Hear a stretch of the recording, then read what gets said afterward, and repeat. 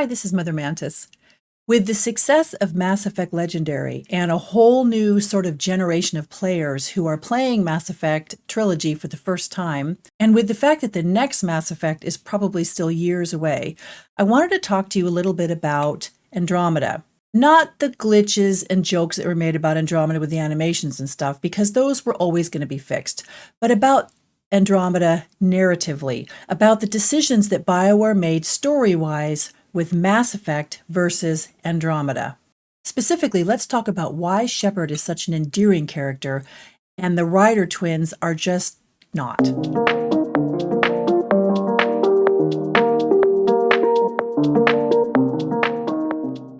When you meet Ryder, they're not a leader. They're at the very beginning of their career, and that's okay as a premise. The game supposes that you're going to bring Ryder along until they become the leader that you and the game expects them to be. And as a premise, that's actually pretty interesting. That could be good. The problem comes in the way they set Ryder up for you and the way you meet Ryder. And as a way of explaining what I mean, let's take a look at the way you meet Shepard. Well, what about Shepard? She's a spacer, lived aboard starships most of her life. Military service runs in the family. Both her parents were in the Navy. She saw her whole unit die on a cruise. She could have some serious emotional scars. Every soldier has scars. Shepard's a survivor. Is that the kind of person we want protecting the galaxy? That's the only kind of person who can protect the galaxy. I'll make the call. In the first 40 seconds of Mass Effect 1, you know more about Shepard than you know about Ryder in the first at least 30 minutes of Andromeda. Right off the bat, you're presented with Shepard's resume. You know that Shepard is a principled soldier who's already seen action, who has some experience, isn't a leader yet, but is well on their way. You're given a framework about who Shepard is. So even though you end up having a lot of choices in the game, you're dealing with a character that's been somewhat defined for you. You understand that Shepard is an aspirational character, somebody that you have to live up to. And that's only bolstered when Mass Effect 2 comes around. I mean, check out the way Shepard is introduced in Mass Effect 2. Humanity's place in the galaxy is stronger than ever, and still it's not enough. Humans may control the console, but Shepard remains our best hope. But they're sending her to fight Geth. Geth! We both know they're not the real threat. The Reapers are still out there. And it's up to us to stop them. The Council will never trust Cerberus. They'll never accept our help, even after everything humanity has accomplished. But Shepard, they'll follow her. She's a hero, a bloody icon. But she's just one woman. If we lose Shepard, humanity might well follow. Then see to it that we don't lose her.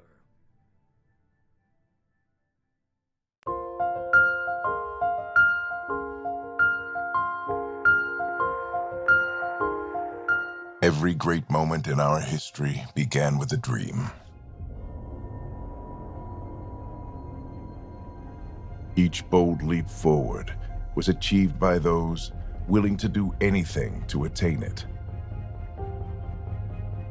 We are, all of us, leaving behind families, homes, the very birthplace of our species.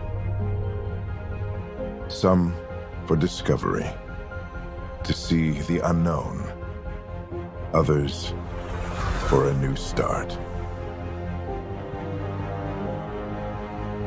But today, whatever our reasons, we take the first steps toward a new future for humanity. Today, we begin to make our dream a reality.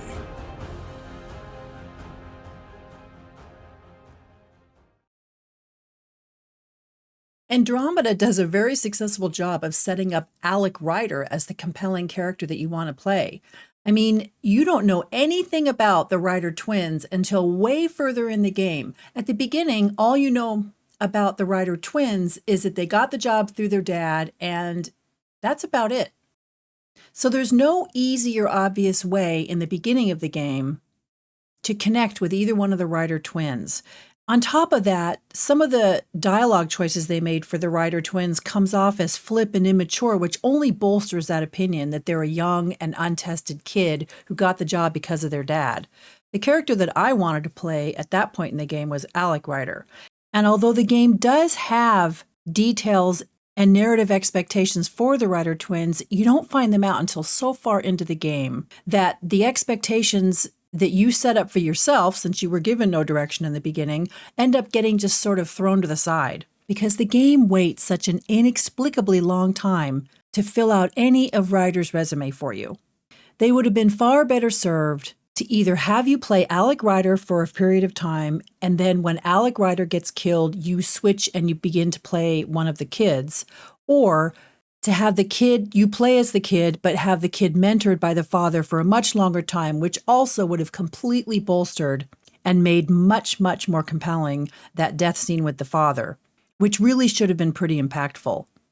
Shepard is always yours to mold and grow in the games, but Shepard comes to you with a solid framework and a set of expectations. He's already an aspirational character, whereas Ryder comes to you on the coattails of his father, with no personal resume of his own. Very ordinary. And honestly, nobody plays a video game to be ordinary. We're all the heroes of our own video games. We all want to be aspirational characters. And that's how they should have set the premise up. So for Mass Effect 4, I'm really hoping that they return to the narrative and a little more structured style of the first 3 Mass Effect games.